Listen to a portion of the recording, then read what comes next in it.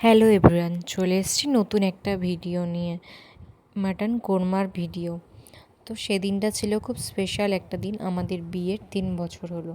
তো আমার বর বলল আজকে দিনটা আমি রান্না করি, সেই জন্য চলে গেলাম প্রথমে রান্নাঘরে। প্রথমে পেঁয়াজ রসুনটা ছাড়িয়ে নিয়েছিলাম, আর ওই দায়িত্বটা আমারই থাকে, পেঁয়াজ রসুন ছাড়ানোর দায়িত্বটা ও রান্নাই করেছিল। তো পেঁয়াজ রসুনটা প্রথমে ছাড়িয়ে নিয়েছিলাম, নিয়ে কড়াইতে দিয়েছিল সাদা তেল, ঘি আর সর্ষের তেল। তারপরে ফোড়নে দিয়েছিল ছোটো এলাচ, দুটো বড় এলাচ, তেজপাতা, দারচিনি এবং গোলমরিচ। ফোড়ন দেওয়ার পর তারপরে দিয়ে দিয়েছিল মাটনটা। মাটনটা যখন ভালো করে তেলের সাথে মিশে যাবে তখন আমরা পরের প্রস্তুতিটা নেব।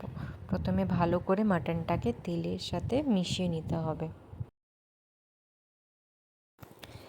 এরপর দেওয়া হলো মাটনে পেঁয়াজ। এখানে পেঁয়াজ প্রায় 7 থেকে 8টা ব্যবহার করা হয়েছে, যেহেতু 1.5 কেজি মাংস ছিল।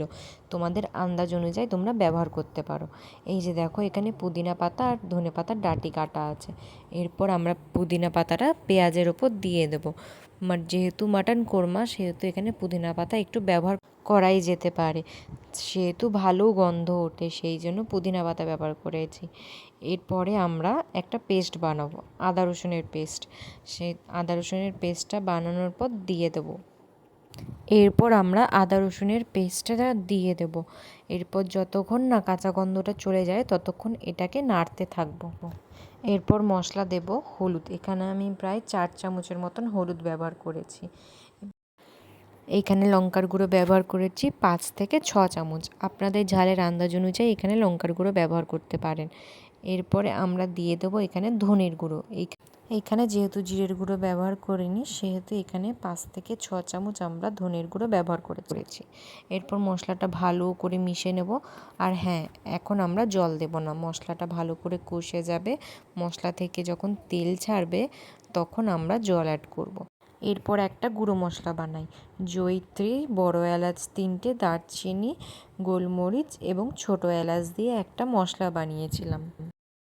এরপর আমরা মাংসের মধ্যে দিয়ে দেবো টক দই। এখানে আমি প্রায় 500 গ্রামের মতন টক দই ব্যবহার করেছিলাম, যেহেতু 1.5 কেজি মাংস ছিল। এবার দইটা ভালো করে মাংসের সাথে মিশিয়ে নেব। আমরা কিন্তু এখন জল ব্যবহার করিনি, ভালো করে মিশিয়ে তারপরে পরে জল ব্যবহার করব। এরপর মাংসের মধ্যে জল দিয়ে এবার ধনে পাতার যে ডাঁটিটা কাটা ছিল সেটা দিয়ে দেব।